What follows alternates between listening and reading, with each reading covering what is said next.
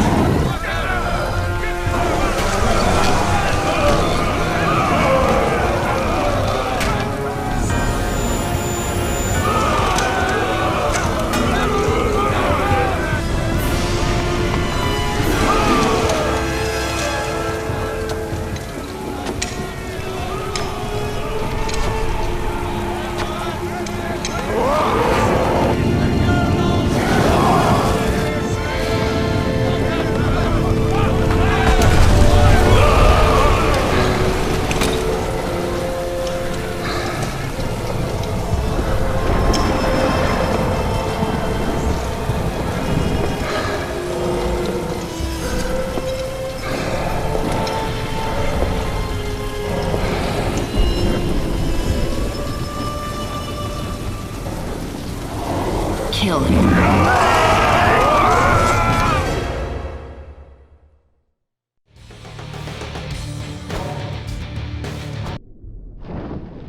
The island of time. The place where the sands were created. The place from which the Maharaja stole the hourglass. And what if I could reach this island? They say the Maharaja found portals there, where one could pass backwards through time. Back through time. To the birthplace of the sands. Something terrible happened when our army traveled to the Maharaja's palace. You found the sands of time. Worse. I opened them. Whosoever shall open the sands must die. I was forced to kill those I fought beside. Those I had loved. But now an unstoppable beast chases you. For the first time in my life, I am afraid. And you will die. I used the sands themselves to reverse time, making it as if the hourglass was never opened. The beast, the Dahaka, is the guardian of the timeline. You were supposed to die, so it will catch you and see to it that you meet your fate. It is better to try than to wait here for death. Madness. Even if you manage to reach the island, you'll still have to face the Empress of Time. I will travel back in time and prevent the sands from ever being made. If there are no sands, the Dahaka will have no quarrel with me. Go then, my prince. But know this. Your journey will not end well. You cannot change your fate. No man can.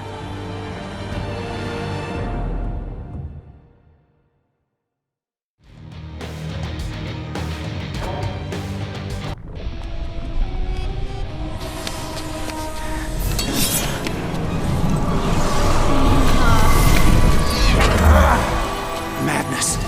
What magic is this?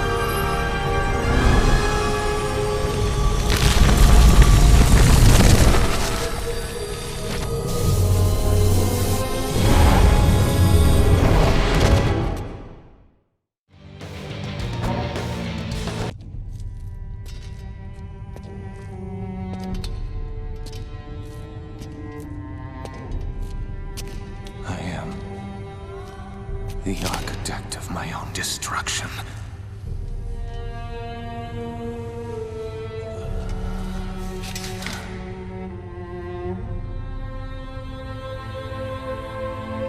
So this is it. What is written in the timeline cannot be changed.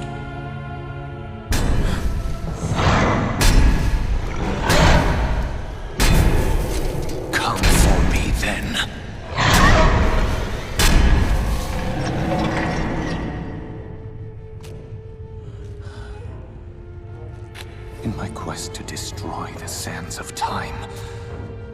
I have been the one to create them.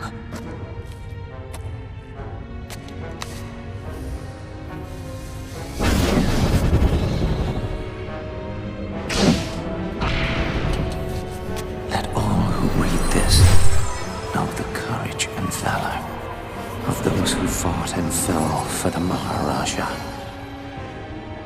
We sought the power of the sands of time. Most found only death, myself among them.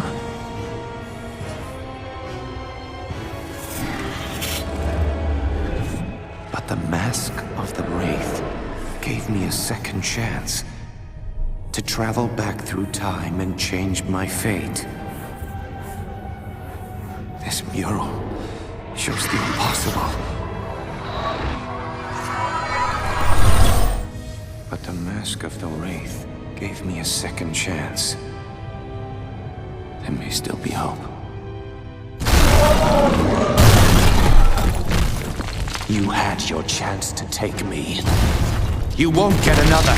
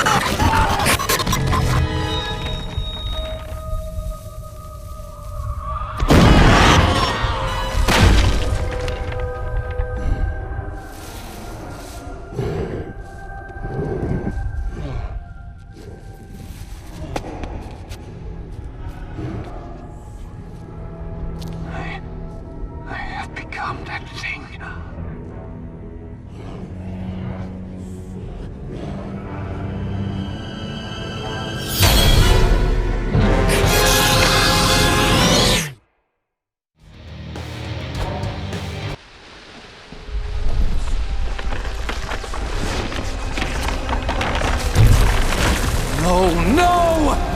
How is this possible?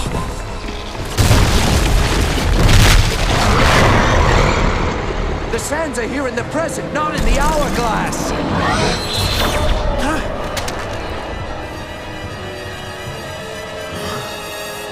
It is the sands that should no longer exist in the timeline. The Dahaka is doing its job. Not only have I saved myself, I have eliminated the sands of time. What? What do you want?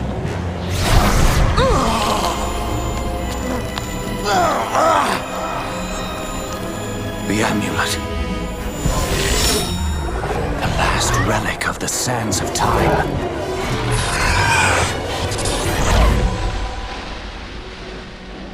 Can it be? I have changed my fate.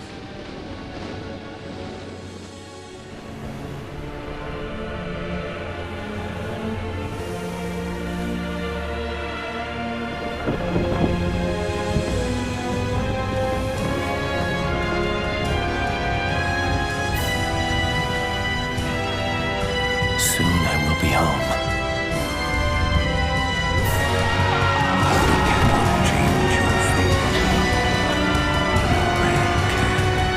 What have I done?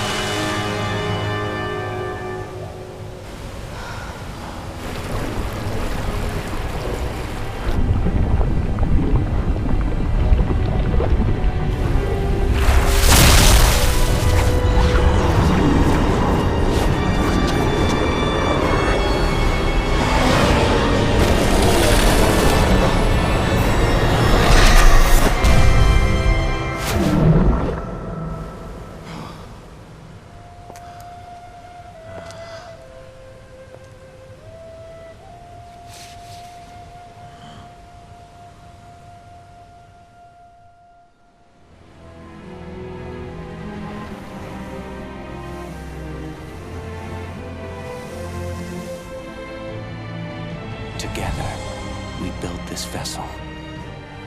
Together, we left the island. And together, we returned to Babylon.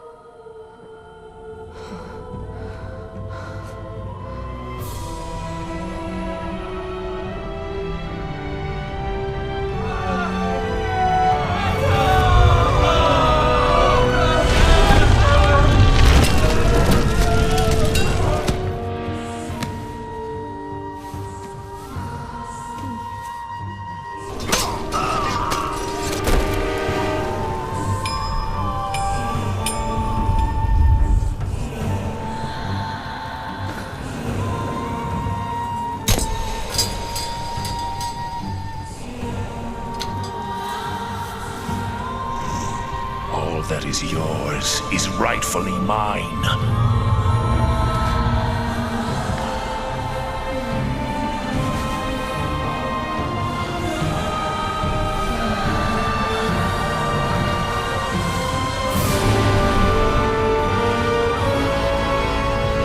And mine it will be. Your journey will not end well. You cannot change your fate. No man can.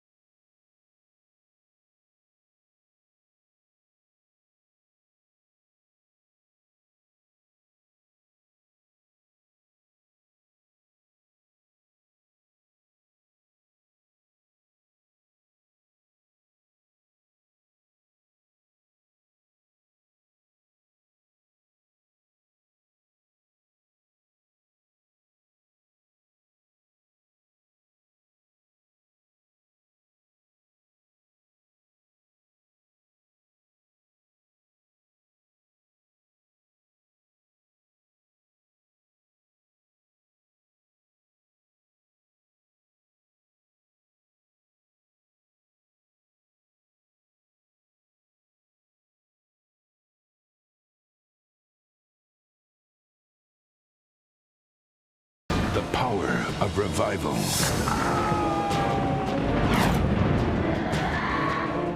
The power of delay.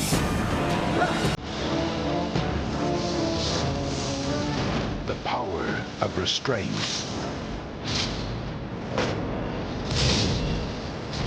The power of haste. The power of destiny. From Ubisoft Studios comes the epic tale of a prince searching for redemption and the kingdom he must save.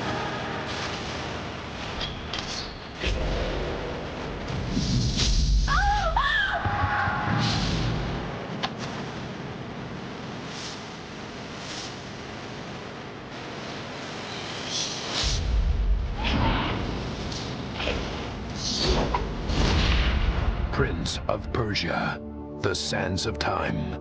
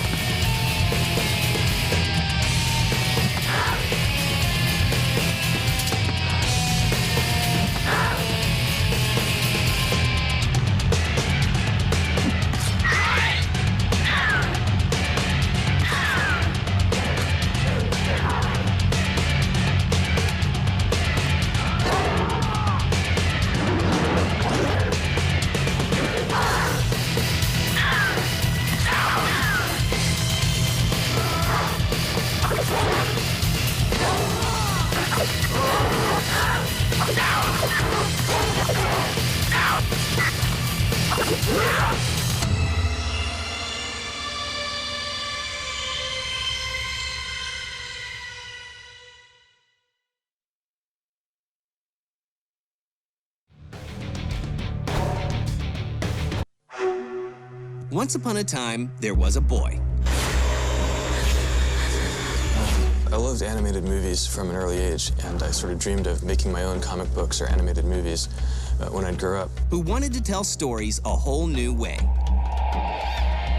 Jordan was a master in game design. He rotoscoped his brother's movements. And created A Tale of a Prince.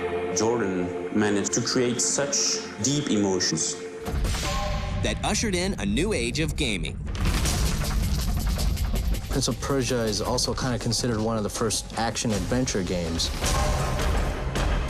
Sands of Time, unfortunately, it didn't really translate into the blockbuster sales that was expected. This is the story of the Prince of Persia series.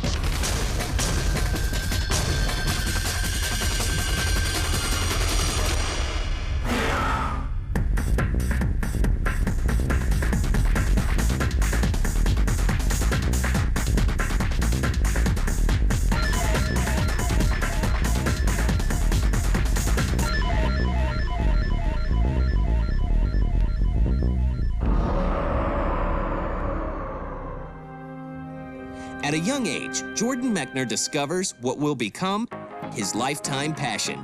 I loved animated movies from an early age, and I sort of dreamed of making my own comic books or animated movies when I'd grow up. In 1979, a new computer from Apple gives him a chance to make his dreams a reality. When I was in high school, the Apple II computer was invented, and to me that was just the coolest way of telling a story on screen, that I could actually do at home without any special skills. It was beyond my means to do an animated movie or a live-action movie that would be any good. But I could do a computer game that would be pretty good. Within that, create a story in a world that the people who played the game could then experience and enjoy. His interest in creating games and storytelling carries over into college. I went to Yale in New Haven, Connecticut, and I ended up majoring in psychology. But mostly what I did during my 4 years of college was go to the movies and program computer games, which really cut into studying and so forth. It's not long before Mechner's talents are discovered by a publisher called Broderbund. Broderbund was probably the biggest software company of that time. And they were publishing all kinds of games. So if you were a game maker at that time, being hooked up with Broderbund was a pretty significant deal. While still a college student, Mechner goes to work on his first game for Broderbund. My first game, Karateka, one of the things that inspired it were the film studies classes that I was taking at the same time. It seemed to me that games were kind of at a stage where silent films had been at the turn of the century. For that reason, Karateka was structured very much like a silent movie. And there were a lot of technical limitations that games had at that time, which silent movies also had. Characters couldn't talk, you couldn't really move the camera. Karateka comes out for the Apple II in 1984. It sells 500,000 copies. During my senior year, Karateka was published and did very well. So when I graduated, instead of getting a regular job, as most of my friends did, I thought, well, I'll just do another computer game. Mechner graduates in 1985. 1 year later, he begins work on a new project. He finds inspiration in a famous silver screen archaeologist. There's a scene in the first 10 minutes of Raiders of the Lost Ark where Indiana Jones is running towards the ledge. He jumps and he misses it, but he grabs on. He grabs a root, and he pulls himself up and rolls under the gate just as it's closing. I mean, that kind of suspense, I wanted to get that into a game. Mechner wants to combine the feel of the movie he loves with an Arabian setting similar to 1001 Nights. The result is a 2D action-adventure game called Prince of Persia. In many ways, Prince of Persia is kind of like a sequel to Karateka. Prince of Persia took the same fluid animation and very simple, emotional, melodramatic story and combined it with kind of a modular, traps-based environment. His whole view of the thing was to really incorporate the story into the gameplay rather than, stopping the game and then showing some story and then continuing with the story. He really wanted to roll that all into one thing. The challenges of making a game like Prince of Persia are daunting, but Mechner is determined to bring his vision to life.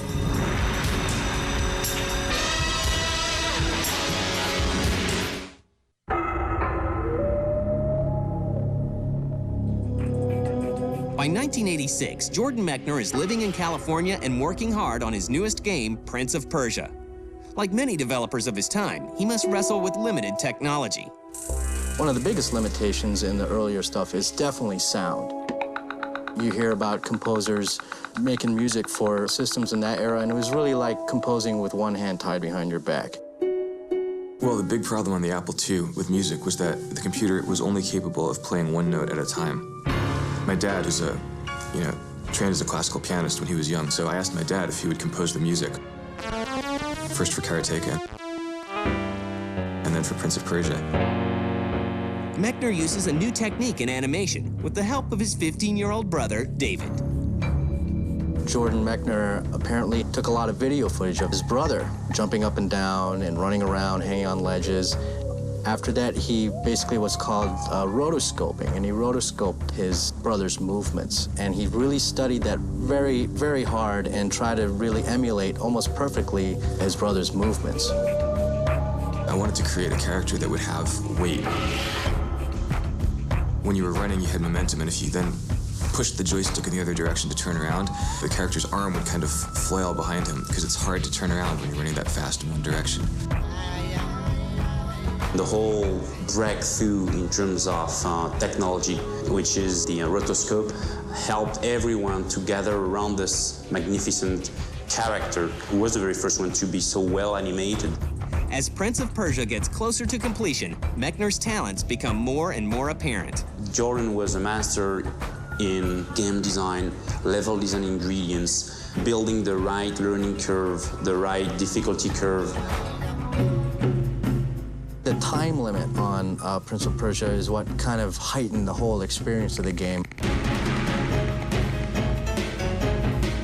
You're sweating, you're wondering if you're gonna make it or not. You have no weapon, and you gotta find the weapon. Clock's still ticking. The whole time, the game has this incredible tension. The most appealing thing was how simple all the elements that Jordan managed to bring together to create such deep emotions.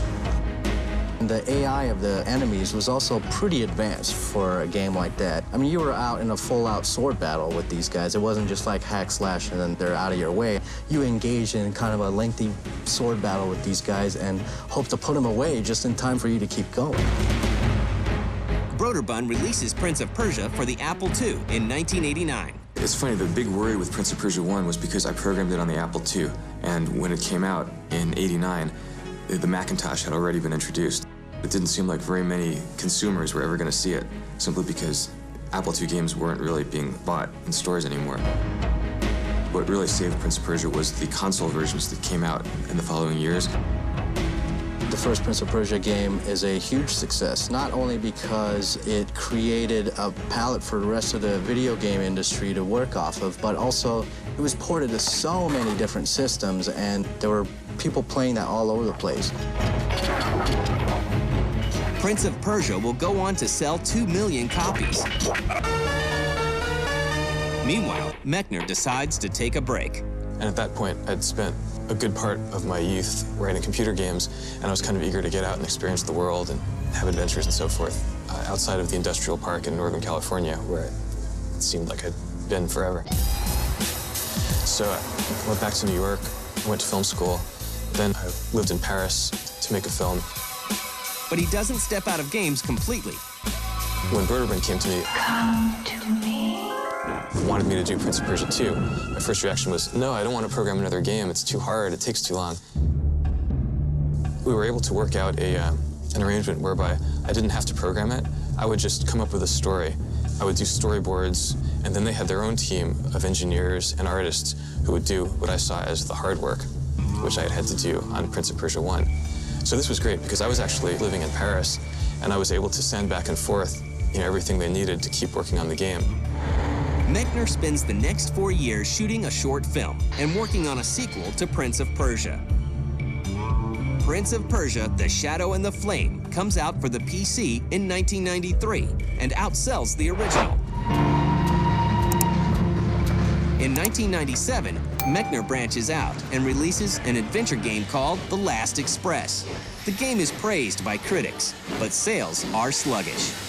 So it was kind of this bizarre labor of love, this project that took us 4 years to do. And ultimately, there was not a huge market for adventure games in '97, especially adventure games that took place in 1914 on the Orient Express. The game's beautiful. I love the project. I think all of us who worked on it are very proud of it, but it didn't have the kind of success that the Prince of Persia games did. With the disappointing performance of The Last Express, Mechner feels like he's done with games.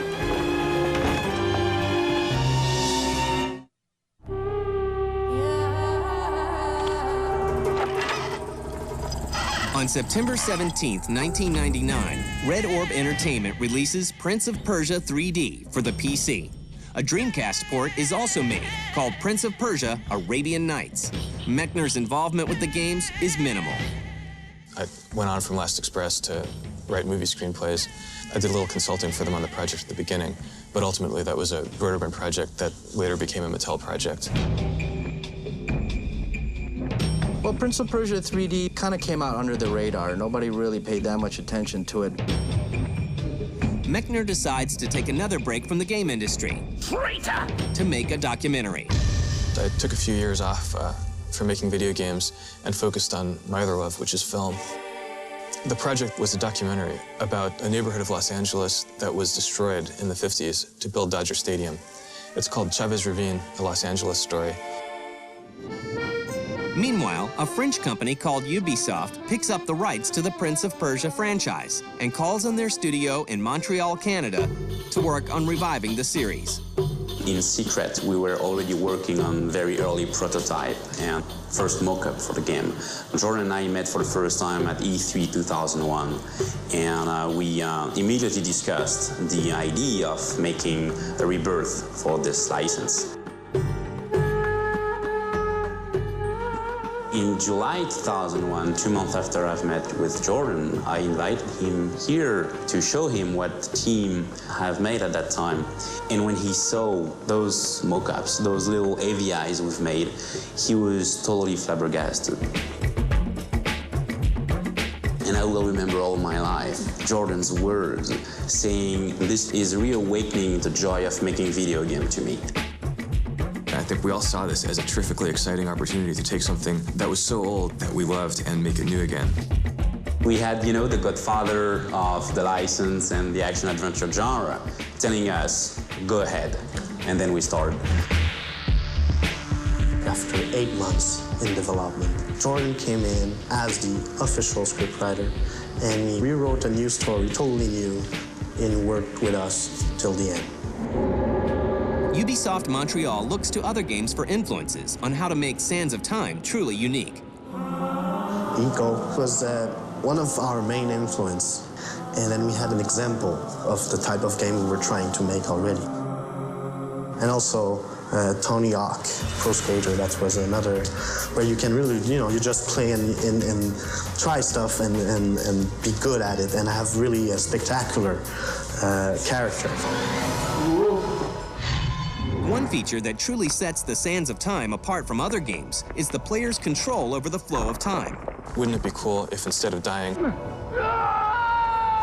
you could turn back time, rewind, and then replay from that point? That way you could play continuously, and only rarely would you die and interrupt the fun of playing. We wanted to have our own technological breakthrough. I could turn back time. Which is all the control time features, the real-time rewind.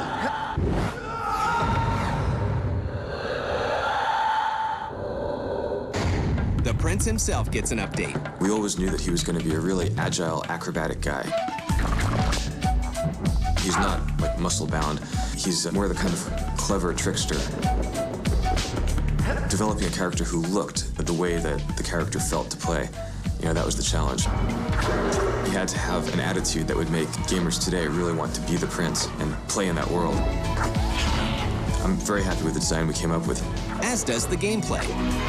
A lot of 3D games are they're beautiful, but they're kind of clunky to actually play. So we wanted to have the mechanics and the camera so taken care of that it could become second nature to the player. You could just hit buttons and do a sequence of moves and have this incredible acrobatic thrill of movement.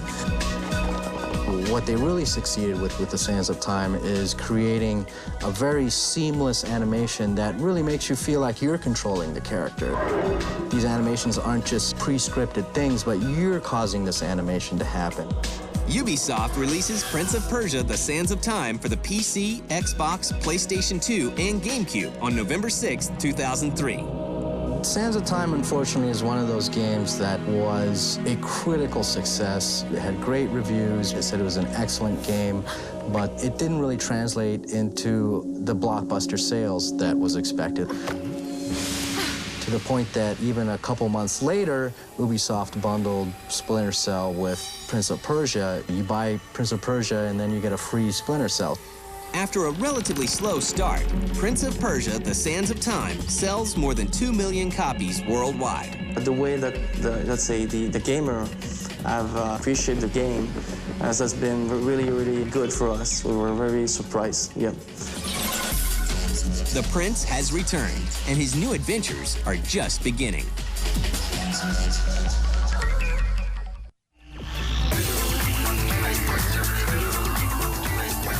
After its 2003 release, Prince of Persia: The Sands of Time is showered with praise and sweeps the 2003 AIAS Awards.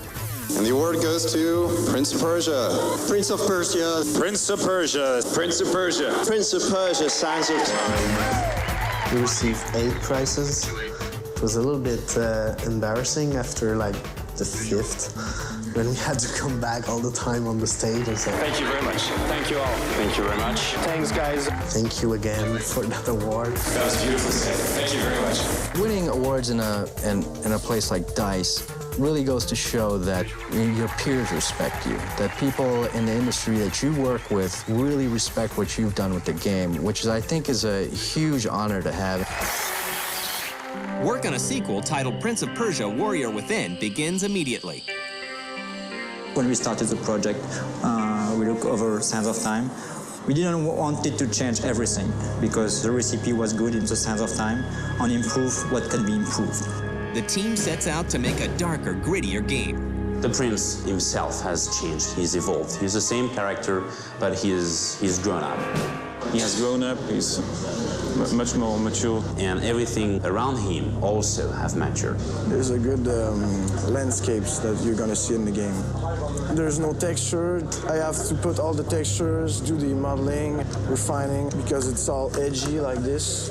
There is a link in the story between the Sands of Time and Warrior Within. In the first game, he made a little mistake, opening the hourglass. By doing that, he screwed up the timeline. He called upon himself his own incarnation of fate, which is what we call the Dahaka, which is based on a true Persian mythology. So this is Dahaka, one of our big bosses, and the idea was to give him more of a badass walk. I'll go in and add some up and down to give him more bounce because he's such a big guy. The Dahaka is the guardian of time. It's a huge beast that cannot be killed. The prince is about this size next to him. The Dahaka's job is to kill the prince. So the sad news is that the prince is gonna die. He cannot change his fate. He has to die. So, of course, as a hero, you will try to find a way to change that. The prince's full idea is to rewind time before even the creation of the Sands of Time. Because no Sands of Time, no Dahaka. And no Dahaka, happy, happy joy. In the game, we're going to travel through time. This one is like in the present. But now, he can also travel in the past for centuries. Which enabled us to go a little bit earlier in time, so we could visit some different kind of environments. We were going to ancient Persia rather than the Arabic style of the previous game. So this time it's more a mix between Persian and Greek. The highlight of the sequel is an enhanced fighting system. So the freeform fighting system, as a gameplay mechanics, is basically a mix between the Prince of Persia fighting system and the SSX combo stuff, where you can basically define your own fighting skill. The freeform fighting is just how to make the experience in the combat unique. In the fall of 2004, Ubisoft releases Prince of Persia: Warrior Within for the PC and all the major consoles. Meanwhile, Jordan Mechner combines his two greatest passions, games and film. Jerry Bruckheimer and Disney have picked up the rights to make Prince of Persia as a feature film. I'm writing it. Jerry Bruckheimer's producing for Disney. This is a terrifically exciting chance to kind of bring the Prince of Persia full circle to his cinematic roots. As Jordan and the Prince tackle the challenges of the big screen, it's important to recognize how far they have taken the world of gaming.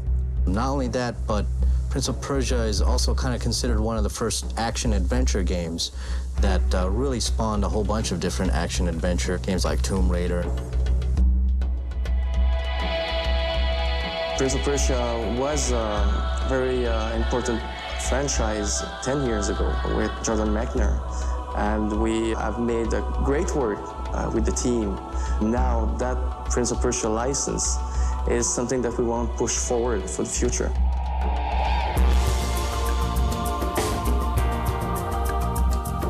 I don't think I could have foreseen that 15 years later, Prince of Persia would still be alive, still be played and remembered. You know, that's probably one of the most rewarding aspects.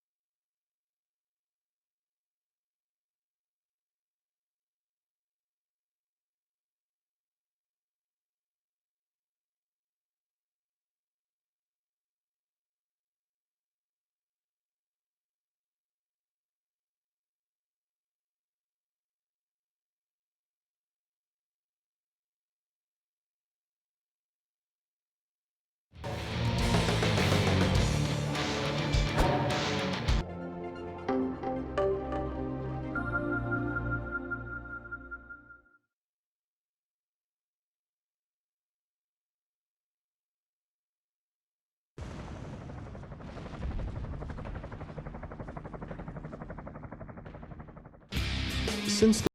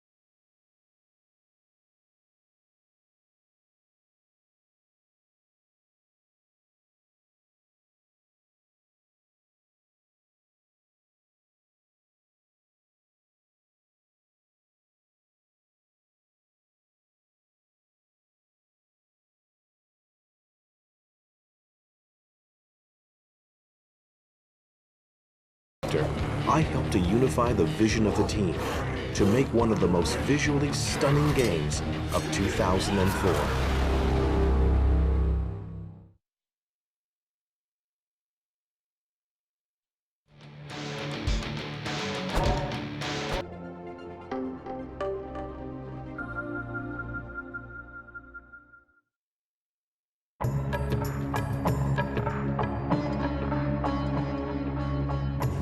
Hi, I'm Jean-Christophe Guillot, creative director for Prince of Persia 2. For 10 years, the Prince of Persia brand has been a defining benchmark for action-adventure gaming. So when we started imagining potential concepts for the sequel, we wanted to keep the best of the Sands of Time design, but also innovate to make the experience even more memorable. So, the concept behind POP 2 relies on the same core values as all of the other Prince of Persia games. A very organic design that makes the experience highly immersive, outstanding controls and animations, and a mix of combat and exploration driven by an intense story. Indeed, in this genre, the player's experience is depending on the quality of the storytelling. Here, we want to put the player in a highly dramatic situation.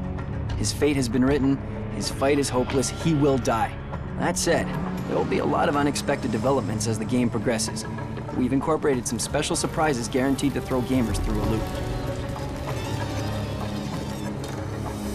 To add to this drama and support this story, we also defined characters that we wanted to be absolutely memorable.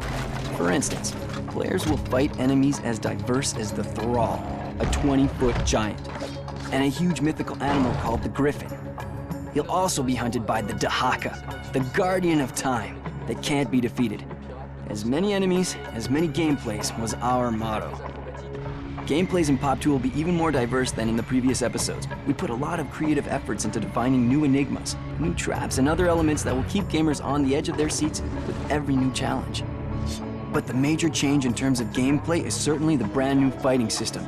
The team has completely reworked the way fights are organized in Pop 2. The player will not only be able to perform new moves like grabs, decapitations, and strangulations, but he will also be able to create unique fight sequences by chaining a lot of basic moves together. We call it the free-form fighting system. Concretely, you will be able to start with a grab and then decide whether you want to throw the enemy at another one, slice him, strangulate him, or stab a sword through his body. Another thing we introduced is the double sword combat gameplay. Pick any weapon dropped by your enemy and use it as a secondary weapon. You now have access to a series of new deadly moves with 2 weapons.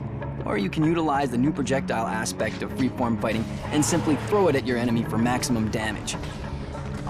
We also wanted to give game players a new sense of power. The Prince is now acting with more strength and aggressivity.